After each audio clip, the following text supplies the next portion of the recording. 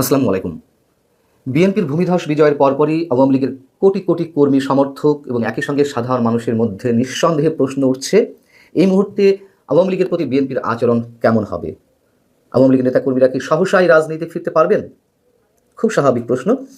অন্যদিকে এনসিপি নেতারা কি বলছেন? এই প্রশ্নগুলোকে কেন্দ্র করেই তারা হুঙ্কার, হুঁশিয়ারি দেওয়া শুরু করে দিয়েছেন। বিএনপি রাজনীতি তারা নিশ্চিহ্ন করে দেবেন, এমনটাই বলা হচ্ছে। সে বিষয়ে পরে আসছি।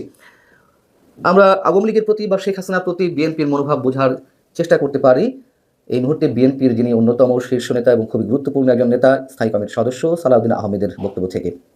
তিনি বলেছেন, শেখ হাসিনাকে বিচারের মুখোমুখি করতে ভারতের কাছে আনুষ্ঠানিকভাবে বিএনপি প্রত্যর্পণের অনুরোধ জানাবে। বিএনপি মানে বিএনপি সরকার। শুক্রবার গুলশানের রাজনৈতিক কার্যালয়ে সাংবাদিকদের প্রশ্নের জবাবে তিনি বলছেন, আমরা আইন অনুযায়ী তার প্রত্যর্পণে মানে শেখ হাসিনার প্রত্যর্পণের দাবি জানাবো। এটি বাংলাদেশের পররাষ্ট্র মন্ত্রণালয় ও ভারতের পররাষ্ট্র মন্ত্রণালয়ের বিষয়। আমরা ভারত সরকারের কাছে দাবি জানাবো তাকে যেন বিচারের মুখোমুখি করার জন্য ফেরত পাঠানো হয়। বক্তব্যটা আমরা একটু খেয়াল করি, খুবই সফট মনোভাব প্রকাশ করেছেন। মানে এর বাইরে তো তিনি বলবেন না যে সব কিছু আমরা ভুলে গেছি, একেবারে আওয়ামী লীগ বা শেখ হাসিনাকে আমরা ওয়েলকাম জানাচ্ছি, প্রশ্নই ওঠে না। আইনের ভাষাতেই তাকে কথা বলতে হবে। যেহেতু শেখ হাসিনা দণ্ডিত আসামি, বাংলাদেশের যে আদালতই হোক, ফাঁসির রায় তো তার বিরুদ্ধে ঘোষিত হয়েছে। তবে খুবই সফটলি তিনি কথাগুলো বলেছেন। এর সাথে বিএনপির তৃণমূলের একটি ঘটনা উল্লেখ করতে চাই। আমি বলছি না এই ঘটনার মধ্য দিয়েই একেবারে সব কিছুই মানে বিএনপি কেন্দ্রীয় পর্যায় থেকেও রাতারাতি এ ধরনের সিদ্ধান্ত নিয়ে নেবে। বিষয়টি হচ্ছে যে পঞ্চগড়ে আওয়ামী লীগের একটি স্থানীয় কার্যালয়, যেটি দীর্ঘদিন ধরে তালাবদ্ধ ছিল, জামাতে ইসলামী বন্ধ রেখেছিল, সেই অফিসটি খুলে দেওয়া হয়েছে। পঞ্চগড়ের চাকলাহাট ইউনিয়ন আওয়ামী লীগের অফিসের তালা খুলে দিয়েছেন স্থানীয় বিএনপি নেতা, বিএনপির উপজেলা সভাপতি আবু দাউদ খান। এই ঘটনা বেশ চাঞ্চল্যের সৃষ্টি করেছে। সামাজিক যোগাযোগ মাধ্যমেও বিষয়টি যথেষ্ট ভাইরাল হয়েছে।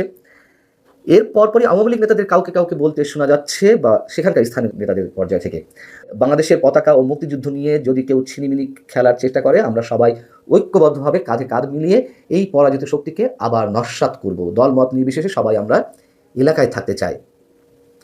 আর আবু দাউদ খান কি বলছেন গণমাধ্যমের সামনে? তিনি বলছেন, দীর্ঘ 18 বছর পর আমাদের বিজয় হয়েছে। স্বাধীনতার উভয় পক্ষের শক্তিগুলো এক হয়ে ম্যান্ডেট দিয়েছে। খেয়াল করুন, স্বাধীনতার পক্ষের শক্তিগুলো এক হয়ে ম্যান্ডেট দিয়েছে, যার কারণে আমরা রেকর্ড পরিমাণ ভোট পেয়েছি সারা বাংলাদেশে। আমি উভয় দলের নেতাকর্মীদের বলবো, প্রত্যেক দলে কম বেশি দুষ্ট প্রকৃতির লোক আছে, তাদেরকে দল থেকে বহিষ্কারের নিষেধ আছে। আমাদের কোনো অবস্থাতেই আমাদের এলাকার শান্তি শৃঙ্খলা যেন কেউ ভঙ্গ করতে না পারে। আওয়ামী লীগের ভোটাররা তো বিএনপিকে ভোট দিয়েছিল, যেমন সত্য, আবার জামাতের ভোট ব্যাংকেও আওয়ামী লীগের কিছু ভোট গেছে, যারা এই 18 মাস বিএনপি তৃণমূল নেতাকর্মীদের দ্বারা নির্যাতিত হয়েছে, সবই সত্য। তবে আওয়ামী লীগের একটি অংশের ভোট জামাতকে রোখার জন্য ধানের শীষে সিল মারা হয়েছে তাদের পক্ষ থেকে, চরম সত্য কথা। সেই জায়গা থেকে এই বক্তব্যগুলো তার মুখ থেকে বেরিয়ে আসছে। তিনি বলছেন যে আওয়ামী লীগের ভাইদের উদ্দেশ্য করে বলতে চাই, স্বাধীন সার্বভৌম বাংলাদেশের নাগরিক আপনারা কোনো প্রকার অন্যায় করবেন না। আপনাদের গায়ে কেউ যদি কোনো আঁচড় দেয় আমাকে জানাবেন, কোনো অন্যায়কারীকে আমি প্রশ্রয় দেবো না। এটা আমার দলের সিদ্ধান্ত নয়। এলাকার উত্তেজনা বিরাজ না করে শান্তিপূর্ণ রাখার জন্যই আওয়ামী লীগের অফিস খুলে দিয়েছি। আমার ধারণা এটি সাধারণ মানুষ চায় এই মুহূর্তে। এবং আওয়ামী লীগের ভোট ছিল দুই দলের জন্যই, জামাতের জন্য, বিএনপির জন্য। যে তীব্র প্রতিদ্বন্দ্বিতা দেখা যাচ্ছিল ভোটের আগে, হয়েছেও তাই।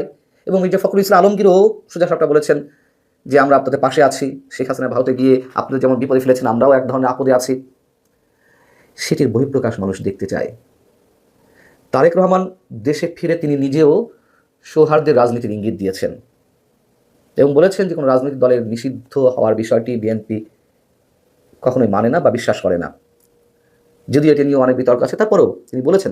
এবং শেখ হাসিনাও দিল্লিতে একটি সংবাদ সম্মেলনে তার যে অডিও বার্তা প্রকাশ হলো, সেখানে তিনি এই মন্তব্য করেছেন যে সেখানে না হলেও দ্য ওয়াল সম্ভবত একটি গণমাধ্যমকে দেওয়া সাক্ষাৎকারে তিনি বলেছেন যে বিএনপি ক্ষমতায় এসে আওয়ামী লীগের রাজনৈতিক কার্যক্রম যে নিষিদ্ধ রাখা হয়েছে সেটি তুলে নেবে, সেই আবেদন করেছেন, সেই আশা প্রকাশ করেছেন।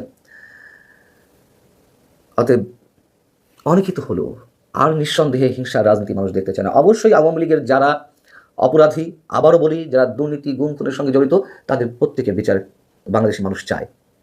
কিন্তু আওয়ামী লীগবিহীন রাজনীতি এই দেশে, অথবা বিএনপি বিহীন রাজনীতি, নিশ্চয়ই সেটি সম্ভব নয়। মানুষও সেটি প্রত্যাশা করে না। রাজনৈতিক প্রতিদ্বন্দ্বিতা থাকবে, কিন্তু প্রতিহিংসা যেন না থাকে। সেই জায়গায় কি আমরা পৌঁছাতে পারি না? এতই দুঃসাধ্য? নিঃসন্দেহে না। এবং এই বাংলাদেশ পরাশক্তিগুলো একটা ব্যাটেল গ্রাউন্ডে পরিণত হয়েছে। নানান ধরনের ষড়যন্ত্র চারদিক থেকে। বিএনপির কাছে অন্তত মানুষের প্রত্যাশা দেশকে বাঁচাতে অন্তত গঠনমূলক রাজনীতির মধ্য দিয়ে বাংলাদেশকে একটা জায়গায় নিয়ে যাওয়া যায় কিনা। সত্যি সত্যি তারেক রহমানের প্রতি মানুষই আশাটা করছে, প্রত্যাশাটা করছে। অথচ যেই কথিত বিপ্লবের স্বপ্ন দেখিয়েছিল এই তরুণ নেতারা, যেই স্বপ্নময় বাংলাদেশ বিনির্মাণের কথা তারা বলেছিল, তার বিপরীতে আমরা দেখলাম যে মপতন্ত্র কায়েম হতে পুরো 18টা মাস একটা অস্থিরতার মধ্য দিয়ে যেতে বাংলাদেশের সব কিছুকে। এই তরুণদের একাংশের কারণে তো, যাদের চোখে মানুষ স্বপ্ন দেখেছিল, তারা আবার এখন এই মুহূর্তে এসে হুঙ্কার ছাড়ছে, হুঁশিয়ারি ছাড়ছে। এমনিতে তারা দায়মুক্তি আইন বাগিয়ে নিয়েছে ডক্টর ইউনূস সরকারের কাছ থেকে। তাদের পক্ষ থেকে এখন যেই হুঙ্কার হুঁশিয়ারি দেওয়া হচ্ছে, এটি আর মানাচ্ছে না তাদের মুখে। মানুষ যে কীভাবে প্রত্যাখ্যান করেছে তাদেরকে, সেটা তো প্রমাণিত। যে 6টি আসন এনসিপি পেয়েছে তা তো জামাতের কাঁধে ভর করে। এবং যে কথাগুলো বলা হচ্ছে যে এনসিপির কোনো নেতা একটা আসন থেকেও জিততে পারবে না, জাতীয় সংসদে একটা আসন দূরের কথা, তারা ইউনিয়ন পরিষদের মেম্বার চেয়ারম্যানের পদে দাঁড়ালেও জিততে পারবে না। চরম বাস্তবতা।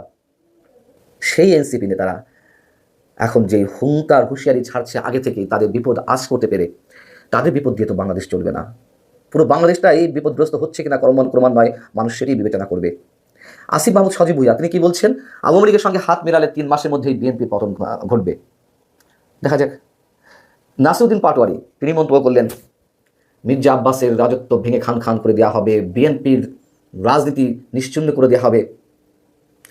এই উত্তেজনা, এই আক্রমণাত্মক বক্তব্য মানুষ আর দেখতে চায় না। Enough is enough.